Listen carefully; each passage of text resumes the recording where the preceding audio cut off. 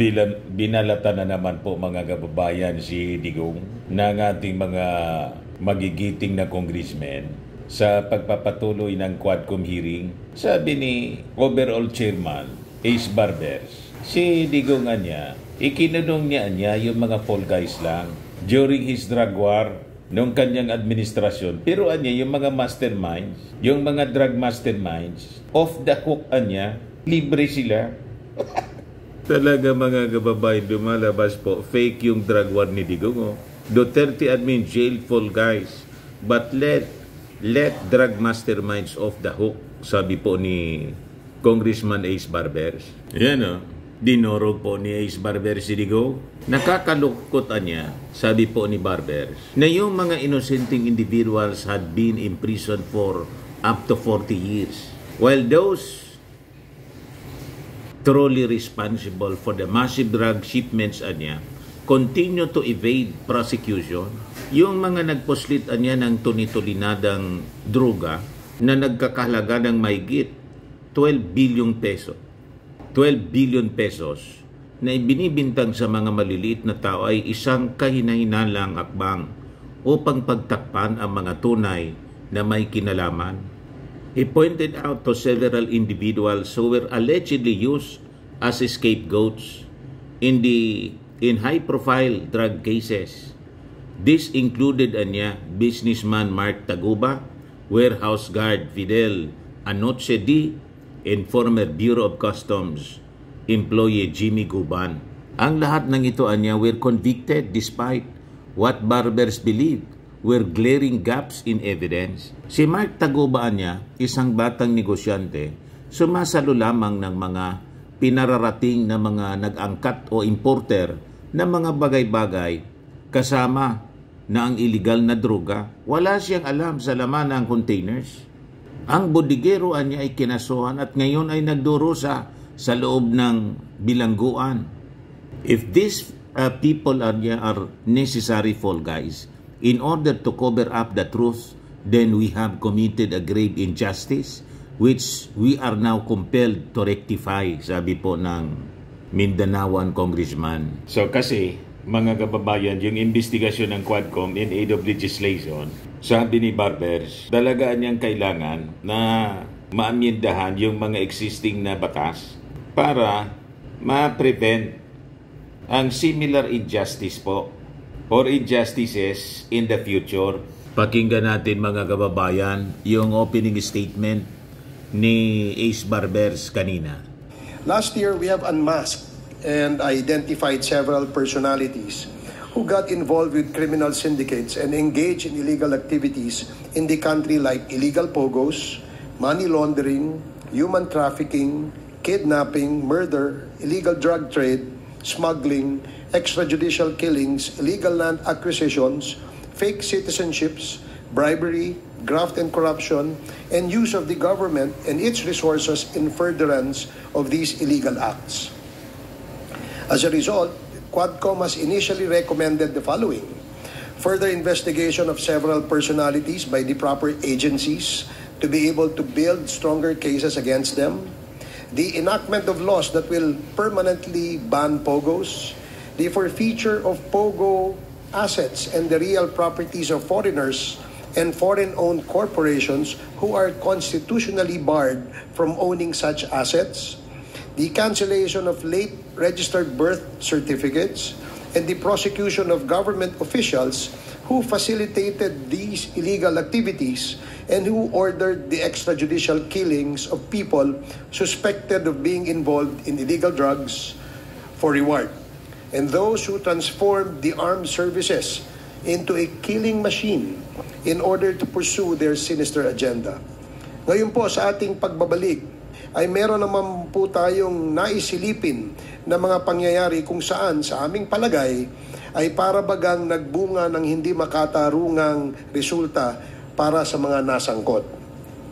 Ang Quadcom ay hindi lamang para tugisin ang mga nagkasala sa taong bayan, kundi para maghanap din po at makatulong sa paghahanap ng hustisya para sa mga taong pinagbintangan at nilapatan ng mga kaparusahang hindi makatarungan. at hindi karapat-dapat. Ang paghahanap ng hustisya na ito ay sa pamamagitan ng pagpapatibay pa ng mga batas at dagdagan ang kanilang ngipin upang maiwasan ang injustice, ika nga. Layunin din naming na mabigyan ng pagkakataon na mailahad sa publiko ang kanilang kaso at baka sakali maraming nakikinig na makakatulong magbigay ng impormasyon na maaaring mapawalang sala sila sa ating mga hukuman. Ang mga pagpuslit ng tonelalang droga na nagkakahalaga ng mahigit 12 bilyong piso na ibinintang sa mga maliliit na tao ay isang kahina-hinalang hakbang upang pagtakpan ang mga tunay na may kinalaman. Ang mga taong nagdurusa ngayon ay ngayon ng pagkakabilanggo ng 40 taon o 40 years ay ang mga sumusunod. Si Mark Taguba, isang batang-batang negosyante na sumasalo lamang ng mga pinarating ng mga nag-angkat o importer ng mga bagay-bagay kasama na ang illegal na droga. Wala siyang alam sa laman ng containers na kanya lamang tinatanggap bilang consignee ng mga taong kausap naman ng mga pinanggalingan ng mga kargamento na nag-ipon naman ng mga orders o binili ng mga maraming tao at inilagay sa isang container. Wala po ba kayang reasonable doubt sa kanyang pagkakaugnay dito? Si Mr. Fidel Anoche D., isang matandang bantay sa bodega o bodigero na tumanggap ng ipinain na droga ng mga PIDEA agents sa isang pamamaraan na tinawag nilang controlled delivery, subalit sa paraang taliwas sapagkat ang mga droga ay kinuha mismo ng mga ahente sa lapag ng isang warehouse at isinakay sa isang container van at truck at i-deliver sa isa pang bodega na pagmamayari ng iba at ipinatanggap sa bodigero na walang kamalay-malay. Ang bodigero ay kinasuhan at ngayon ay nagdurusa sa loob ng bilangguan. Wala din po bang reasonable doubt sa kaso niya? Ang ginawang controlled delivery ay nagpatibay noon sa hearings ng Committee on Dangerous Drugs kung saan mismong ang PIDEA ang nagsalaysay na umano'y inabutan nila ang mga droga sa Hongfei warehouse na nakalabas na sa container at ito'y nasa lapag na. Dinagdag din noon na nagalit pa nga ang Director General ng PIDEA sa mga ginawa ng mga customs personnel sa pangunguna ni Customs Commissioner Faildon sapagkat nagalaw na raw ang ebidensya. Si Mr. Jimmy Guban, isang dating empleyado ng customs na siyang nakadiskubre ng mga droga sa mga tinatawag na magnetic lifters. Siya na nga ang nakapagsumbong at nakadiskubre, siya pa ang nakulong ng 40 years. Inimbestigahan din ito ng Committee on Dangerous Drugs noong 2018. At ako pa rin ang tumatayong chairman nung panahong yon. Hindi po ba may reasonable doubt na sa kaso niya kasi siya nga ang nakadiskubre ng droga? Si Miss Jed Pilapil C., asawa ng sinasabing Chinese drug lord sa Davao City. Sari-saring bintang ang ipinatong sa kanya dahil lamang asawa siya ng isang pinaghihinalaang drug lord na hanggang sa oras na ito ay sinasabing at large o hindi matagpuan. Kinuha sa kanyang tirahan ng walang warrant of arrest at hindi na pinalaya mula noon. Sa pilitang hiniwalay sa kanyang noon ay sanggol na anak. Pinapirma ng waiver sapagkat siya ay kinuha ng walang warrant na nangangahulugang kidnapping at mula nga noong Enero 2005 ay kinulong na hanggang sa kasalukuyan. Si Mr. Jong Pilapil, kapatid ni Miss Jet Pilapil C., na ilang buwan pa lamang sa Davao City sapagkat pinakiusapan ni Jed na magbantay sa kanilang tindahan.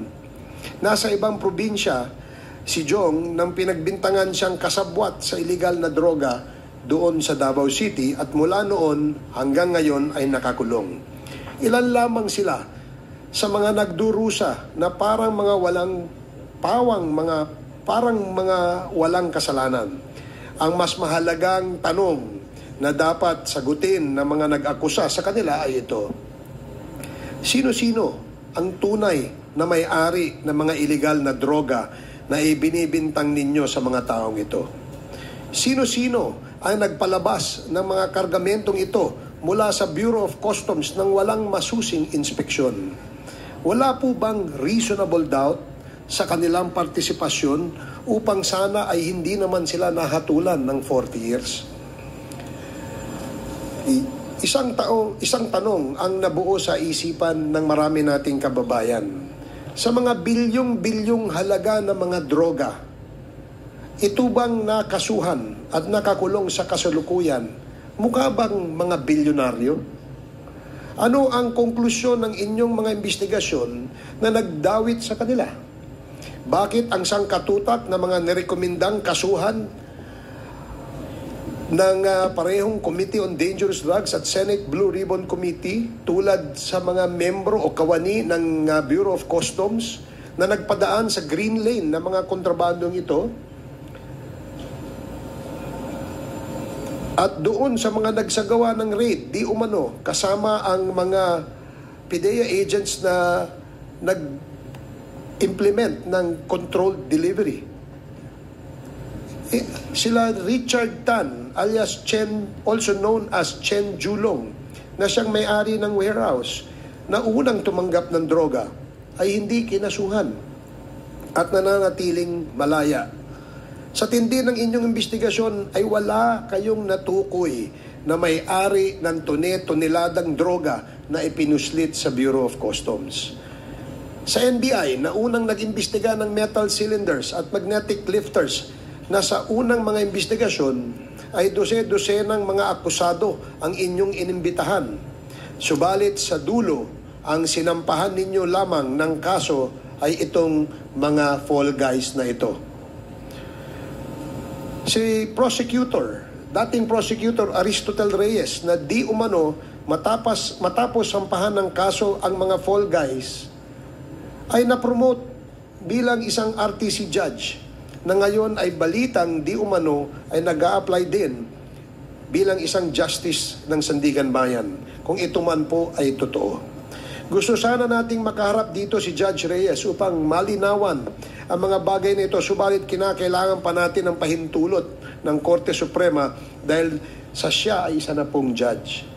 Isang bagay na kailangan malinawan ay ang mga charges di umano na ginawa ni prosecutor na sinang-ayunan ng Department of Justice under the former Secretary Vitaliano Aguirre. At ito ang mga charges na di umano. Si Fidel Anoche D. na bodeguero ay sinampahan ng kaso. Subalit si Chen Julong o Richard Tan na nagmamay-ari mismo ng warehouse kung saan dinala ang mga droga ay hindi nakasuhan. Tama po ba? Gusto sana naming malaman ang mga dahilan kung ano at sino-sino ang mga hindi nakasuhan na kasama sa investigasyon na iyon. Hindi din nakasuhan ang mga PIDEA agents for, quote, planting of evidence na kung saan ang mga droga ay dinala doon sa warehouse na iyon on the basis of the bungled controlled delivery. Mismong si former Director General Wilkins Villanueva ang naglahad nito sa Committee on Dangerous Drugs sa aming mga pagdinig. Hindi din kinasuhan ang mga tauhan ng customs na nagpalabas ng kargamentong may lamang droga di umano, at sa halip ay kinasuhan si Mark Taguba ng conspiracy to import drugs, at kung tama ang impormasyon ay facilitating the smuggling of drugs from the Bureau of Customs kung saan wala naman po siyang kontrol. Sino po ba ang tunay na may-ari ng mga drogang ito? Ang mga tunay na nag-angkat o nag-import nito? Ang mga may impluensya sa mga tauhan ng customs na siyang nagpalabas ng kargamentong ito na walang inspeksyong ginawa? If these people who are now going to spend the good years of their lives in jail are indeed guilty, the investigators should not have stopped with them, but should have determined the real culprits.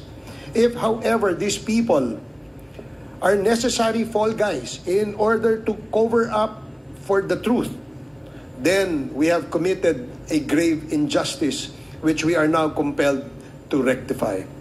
A person's right to life and liberty is God-given. It is not yours or anybody's to trample upon or deny or sacrifice in exchange for a consideration just so the guilty shall remain free. Today, we shall also hear other testimonies of victims of EJK.